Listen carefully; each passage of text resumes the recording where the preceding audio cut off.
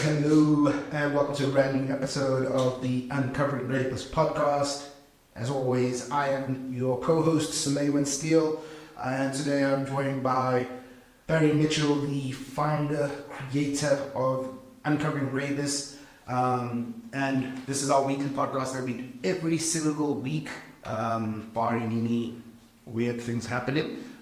We do it every single week, and this week we're going to be talking about something super exciting, one massive event that we're doing, but more so the importance of this topic. I think that I'm starting to learn it more and more as we go about doing what we're doing. And what am I talking about? We are talking about the importance of cash flow.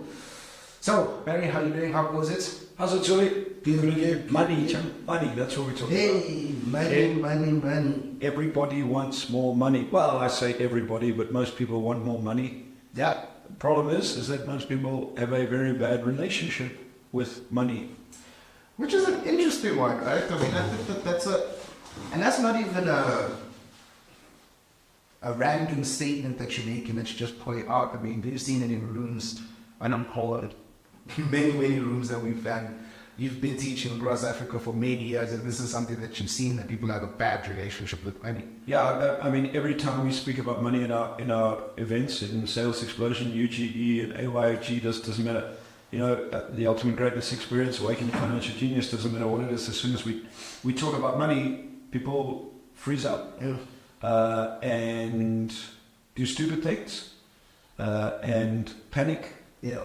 Anxiety, fears, all that sort of stuff. I mean, you know, he explains it exceptionally well in Ema's Mastery. Michael Gerber says at least 99% of all people have a very bad or poor relationship with money.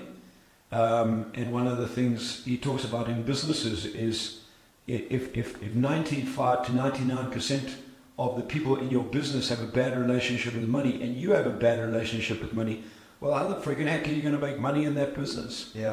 So, and where does that bad relationship come from? It comes from conditioning. It comes from school. We're not taught about money at school. So, I mean, you know, one of my favorite sayings is this: you go to school to learn how to make money from people who are largely broke. Yep. Wonderful people, but largely broke. Yeah. You know, so, and then most people don't study money. Most people don't connect to money, but everyone needs money. Most people have a poor relationship with money in terms of where they come from, how they grew up with money, how they handled money, whether their parents spoke about money, didn't speak about money, fought about money, you know, whether money was hush-hush. And then we spend the rest of our life, well, many people do, chasing money. Unless you fix that relationship with money, unless you get an understanding of money, it's going to be a problem. So how do you fix that? How do you begin fixing that relationship with money? Well, the first thing is acknowledge that you have a poor relationship with money. Yeah. You know, you have to acknowledge, what do you understand about money? What don't you understand about money? What is the purpose of money? What does money do? How does money make you feel? When you have money, what are the behaviors that money brings out? What's your mindset towards money? And unless you can acknowledge that you have a poor attitude or a poor mindset to money, well, you can't change anything. Yeah. So once you acknowledge that and you become aware, then you can decide to change it. Yeah, I mean, I think we see most people, like, you see when you, like, people win the lotto and stuff like that, and they go broke, and you always see people in the comment sections talking about, I would never do that with that amount of money. And the truth is that, like you said, 99% of people have a poor relationship with money, which means that 99% of people, if they won 125 million rand, would probably be broke in 3 years? 3 years. Yeah, well, I think the stat is 97% of all lotto winners are broke within 3 years. Yeah.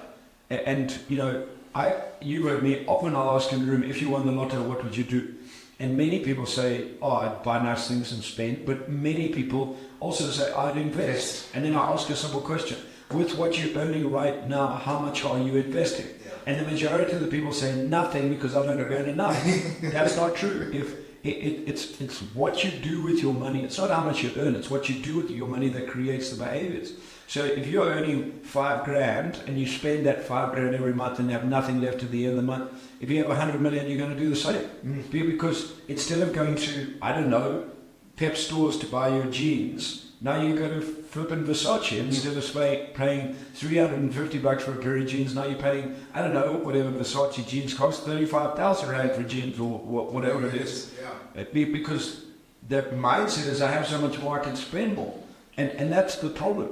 So the information around what I should do with money is very different to what I do with money. And that's why the cash flow game developed by Robert and Kim Kiyosaki, taught through the Rich Dad platform, is, in my opinion, the single most powerful game when it comes to learning about money, learning about what rich people really do. What are the 6 key words that the rich understand about money and that the rich apply when it comes to money that the poor and the middle class don't. I think an important word that you use there is apply, right? I mean, we host a monthly cash flow game, and we've been doing so since last year. Well, I've been doing it for 18 years. So we're doing it for even longer. You've seen a number of people come through, play the cash flow game, love it, have a good time, leave and come back and do the same thing. Yeah, nothing changes. Yeah. Because they don't take their learnings and put it into application.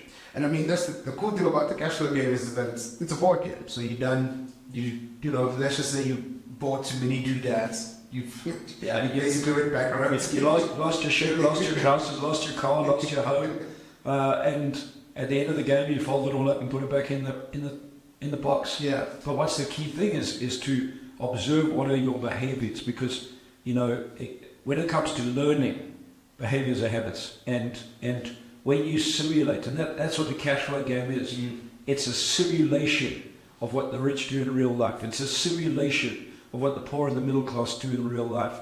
And as you go around that board and you buy doodads and you buy things that you shouldn't and you don't know, you get the opportunity to invest, but you don't understand it well, what that does, it just brings up your real behaviors in life. And if you like those behaviors, well, keep behaving that way. If you don't, well, then you change it. But the power is around a game. You can put yourself under heat and pressure without losing everything.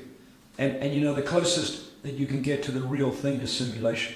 Yeah. You can read books and you can learn about it and have all the information, but the power of the board game Cash Flow 101 is simulation.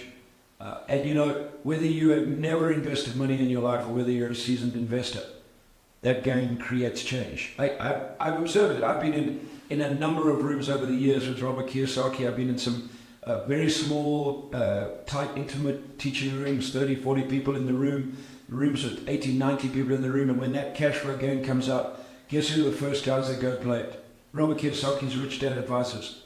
And people ask, why do you guys play the game? And they go, because the more we play the game, the more we can apply that thinking in real life. And so many people are just not prepared to learn in that way. I hear this all the time. I know enough about money. Okay, good. And how's that working for you?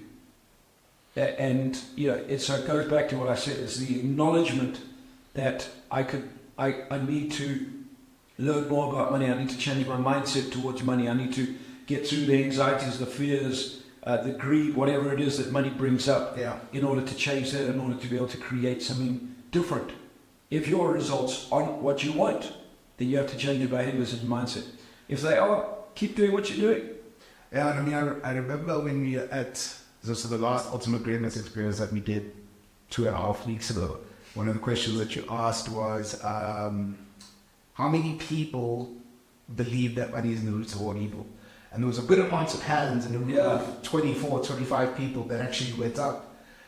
If you think like that, right, how difficult is it for you to, one, have money, and two, use money to make more money? If you believe money is the root of all evil. I mean, that mindset and that thinking, I hear it and see it all the time. People say, money is the root of all evil, rich people are bad, the only way you can make money is by doing other people in. And what people do is they stay away from making money. And when it comes to opportunities to make money, those little voices are in their head. Those little voices self-sabotage them, and then they justify on why they don't have money.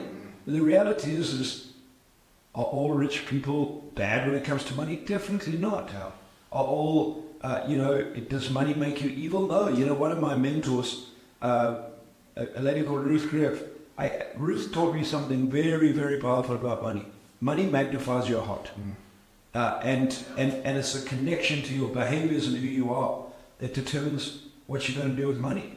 But let's face it, everyone, and I say everyone, but most people are trying to make more money to survive, more money to live, more money to live a better life. But they struggle. Biggest thing that people struggle with in business and in life is that thing called money. And guess what? When they don't have it, much easier to blame the people that do have it. It's unfair. Yeah. I was watching this morning. I'm watching a YouTube clip on this whole squatter thing in the States, and there's this woman that just, they have a squatter problem, for example, in California. Oh, yes. People just take over a house. Yeah. They just freaking move in, take over a house, and you can't get them out of the house. It's crazy. But South Africa operates to a degree in that space. Yeah, what's his rates? It's 100%. And they're asking this woman, why won't you move out? She goes, no, but I've cleaned up this house and done a lot of work, and I've spent money in it. And they're like, interesting, where do you get your money from? Oh, from government grants. Oh, that's interesting. And the electricity. Well, it doesn't look as though that's a legal electricity connection. Oh, no, it's not. And then she goes, I'm blessed. Oh. But that's the deal. So what happens is when you don't understand money, when you don't know how to make money, when you don't know how to make money and get money to work for you, well, guess what what people end up doing? They end up just demanding that they have what they have no idea that they can make, and they take it off other people. Yeah. Well, surely it makes sense that we should be teaching people how to change their mindset to money. For me, and it's one of the things that I connected with Robert Kiyosaki right in the beginning when I started learning his stuff, and then when I started learning from him, and the times that I've been on stages and hosted him for events, is that one of the biggest things that we do not teach people at school is money. Yeah. And the world has such a misguided mindset around money, and that's why for 18 years I've been teaching the cash flow game and promoting Rich Dad Poor Dad and running cash flow clubs, and that's why we're doing this big event on the 25th of May. Yes, indeed. And before we speak more about that, I was actually speaking to, funny enough, so because we're doing calls to get people into the cash flow game, and I called somebody I know, older gent, and I said to him, hey, we did this event, so on and so forth. Have you ever reached that for whatever Kiyosaki? And he's like, yeah, I really enjoyed the book. I really enjoyed it. So I was like, awesome. So we're doing this event. We're going to be playing the cash flow game, and it's going to be taught by Barry Mitchell, who spent the past 10 years working with Robert Kiyosaki directly. I think this will be a great spin for you. And one of the reasons why I called them was because I know that he owns a few properties. So I was like, you maybe want to add more to your portfolio. And his basic answer to me was, I'm too old to learn that stuff. That's probably for your younger generation. That's sad. I know. And it blew my mind because this is something we've been speaking about, and you were touching on it, that the ultimate greatness experiences. You're never too old to learn. You are if you want to be. Interesting one. You are if you want to be. But if that was, I'll tell you about age. I mean, I'm 53 now. And I've been, I have been really blessed that I've worked with and alongside and learned from people like Robert Kiyosaki and the Rich Dad Advisors and Blair Singer for a while. And I was just contemplating where I've got to in 53 and at the age of 53 and where I sit in terms of wealth creation and building businesses and all that sort of stuff. And I was contemplating it, and could I have done more, and what else could I have done, and what will I end up creating as I visualize where I'm going. And then, funny enough, I read something about Robert, and I was like, oh well, Robert only created the cash flow game with Rich Dad Poor Dad when he was 50 and 51. I was like, goodness me, man, that put a whole new spin on my life, because I'm like, oh wow, Robert now I think is 76 or 76 or 77. He's recently had his birthday, and I was like, blanket heck, if he's where he is now, and I'm where I am, well, goodness me, how much more can I learn and grow and affect other people's lives? And so really sad, when people when people limit themselves with age. I mean, you talk about age on the Ultimate Greatness Experience. We had 4 people all over the age of 65. Yeah. Two people over the age of 70. And man, did they operate. Woo. And were they excited to learn, and did they contribute once they got through that mindset of I'm too old to learn. And you think you're never too old to learn, and you're never too old to apply. But again, that comes back to mindset. You know, I'm not going to make that person wrong. The question is, if that person that you spoke to can honestly say they're content with life and they don't want anything more, they're happy with the results, great. Yeah. But if they're not, well, come along and learn something. On the other hand, if they have, what about coming along to teach other people? What about coming along, having a table and bringing some young people and sharing your knowledge with them? Isn't that part of learning? Part of learning is teaching and helping other people grow. Yeah. Honest me.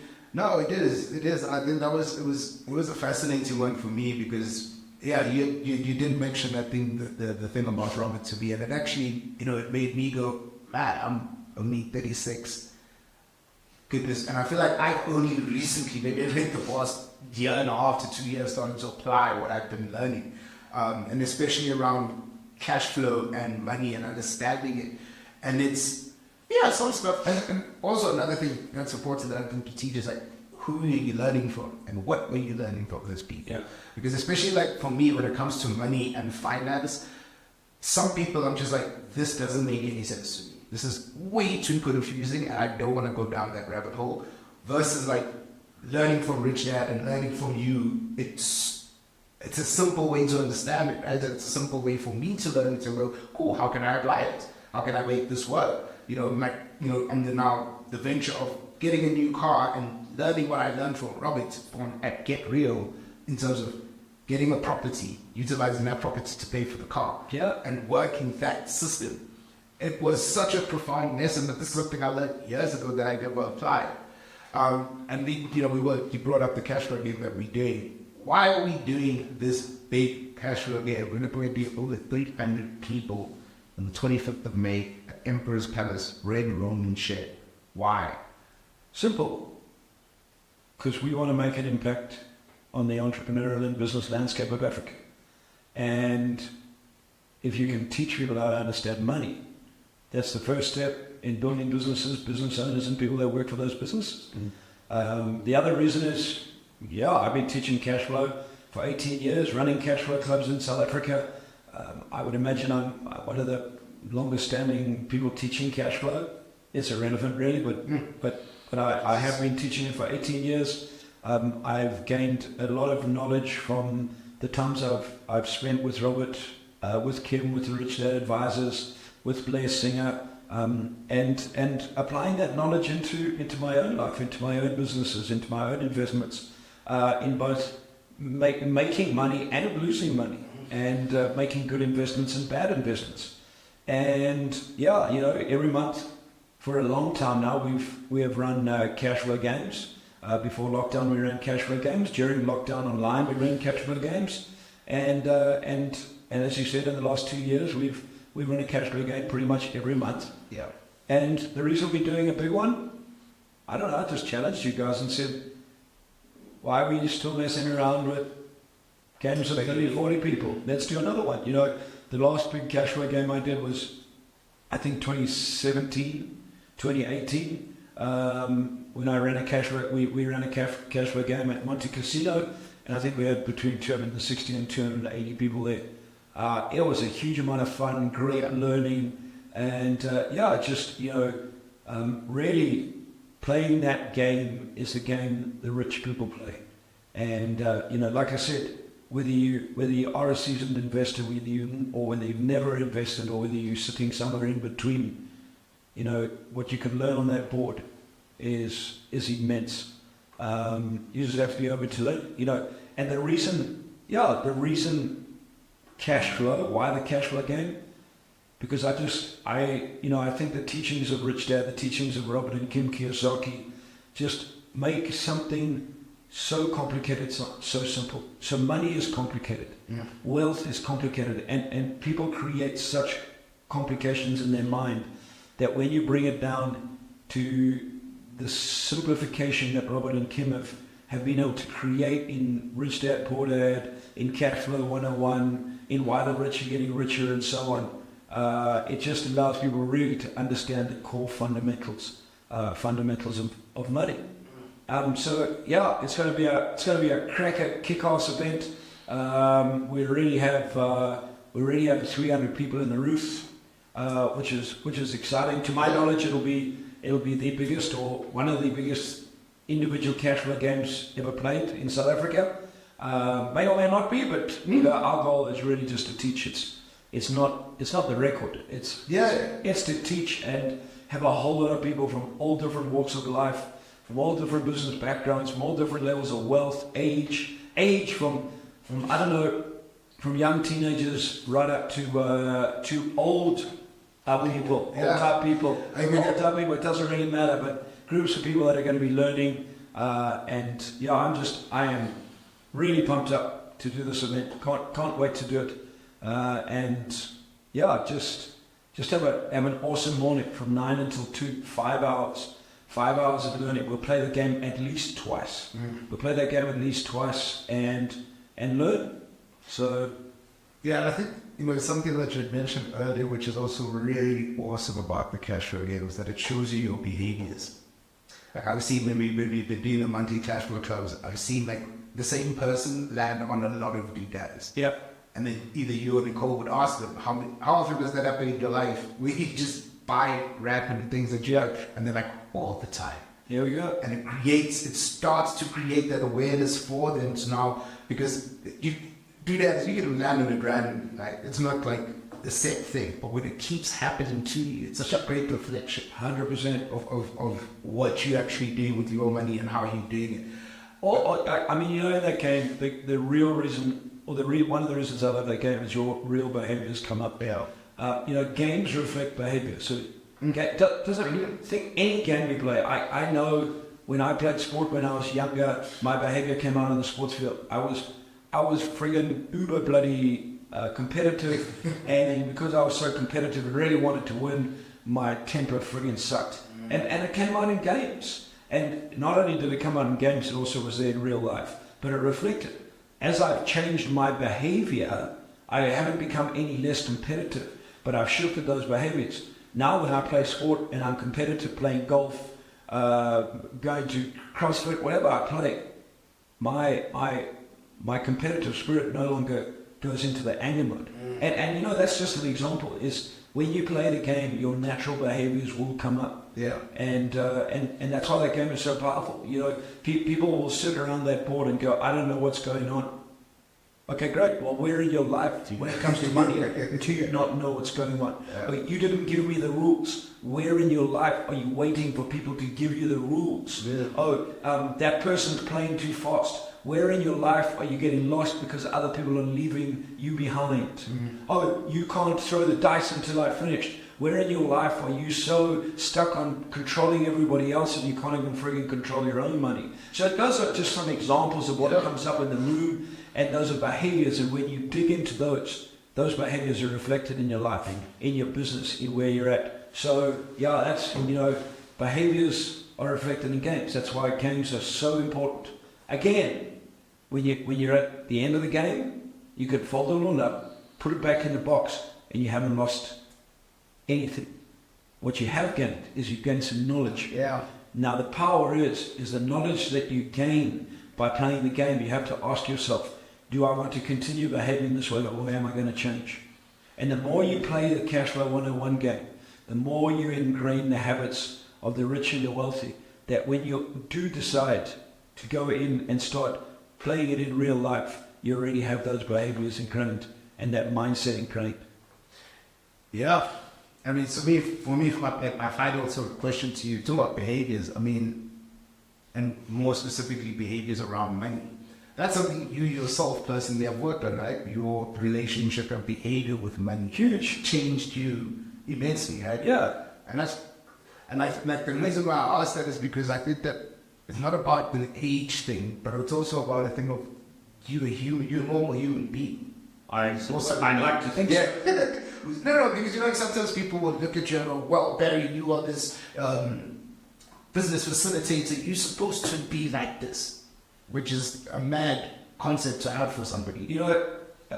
One of the biggest things about teaching, Zulu, is teach what you're learning and teach what you need to learn, and teach what you do. So over the last 30 years that I've been in business, and definitely the last 20 since I've been teaching, I've made lots of mistakes when it comes to money. I grew up, like many people, in a middle class income home, middle to upper class income home. My dad was a farmer and owned his own farming business. My mother's background was a teacher. We didn't ever need anything, but we didn't always get everything we wanted, if that makes sense. Yeah. In our household, my parents didn't talk about money. But at 2 o'clock in the morning when they were arguing, you knew exactly what they were arguing about money. We didn't really discuss money, didn't talk about how well they were doing in business or anything like that. I grew up being told go to school so you can get a good education so that you can make a lot of money. I disputed that long ago, but I went along with it, and it's those type of conditioned behaviors. That condition, but I grew up in that work hard and you'll make money, and I would look and go, friggin' heck, my parents worked damn hard. Yeah. And no, they didn't do badly, but they weren't friggin' rolling in cash. And something said to me, something's wrong. Yeah. And then I started studying Robert Kiyosaki and Rich Dad, Poor Dad, and reading that and starting to apply that in my life and in my business. And over the last 18 years, especially since I started working with Blair Singer and got involved in the Rich Dad world, and then later on in 2016, when I really started working closely and learning from Robert directly, and had the opportunity of traveling around the world and working with him and some of his Rich Dad advisors and learning directly from him and getting my butt kicked from him. I started applying those things and being prepared to make some mistakes. But I've watched my earnings dramatically increase. I've watched my relationship to money dramatically change. I've watched my wife Nicole and my girls' relationship to money dramatically change.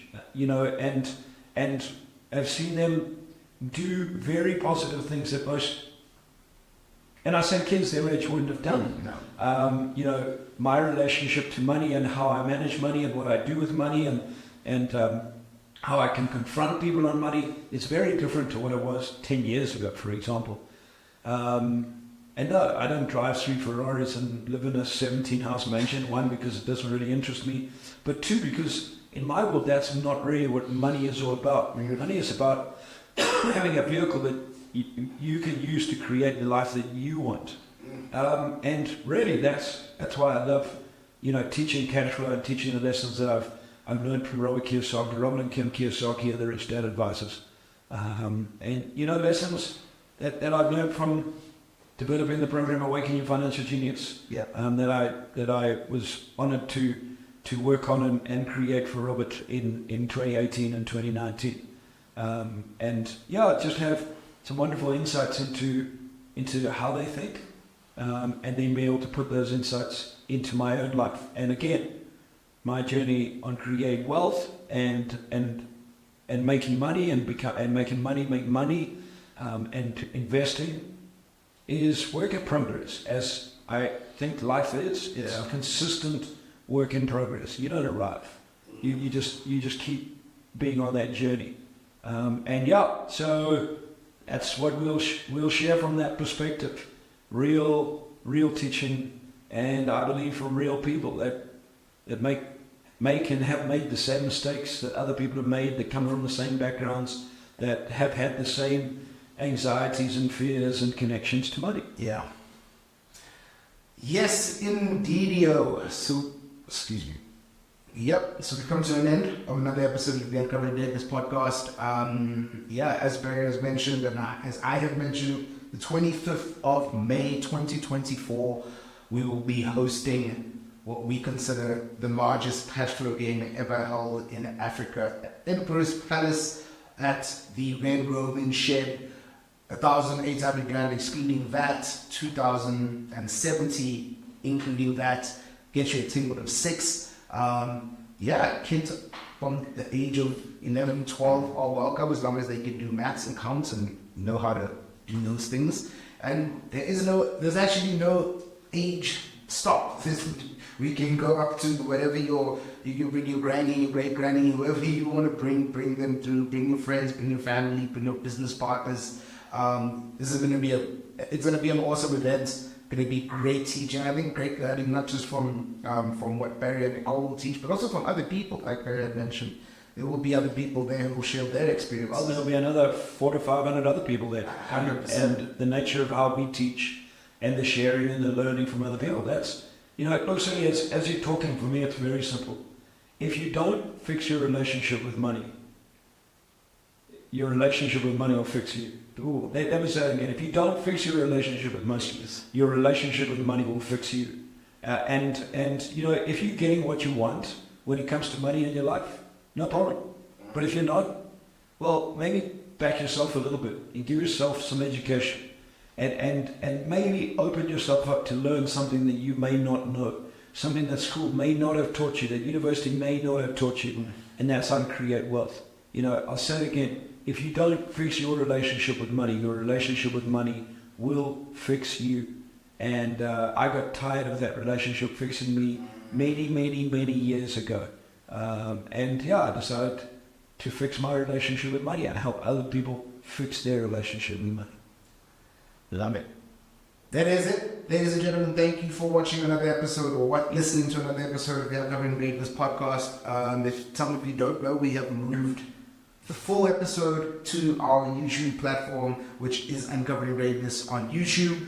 And anywhere else that you listen to podcasts, be it Spotify, Apple Podcasts, Google Podcasts, you can find us there, Uncovering Greatness. Thank you guys for listening. Thank you guys for watching. We appreciate it very much. If you have any comments or any feedback, or if you want to know anything, please leave us a comment and we will respond to you. Thank you very much. Thank you, Barry, for your time, your knowledge. Much appreciated. And we'll see you guys again next week on the Uncovering Greatness podcast. Be awesome. Have a great, great, great week. And we'll see you guys soon. Bye, guys.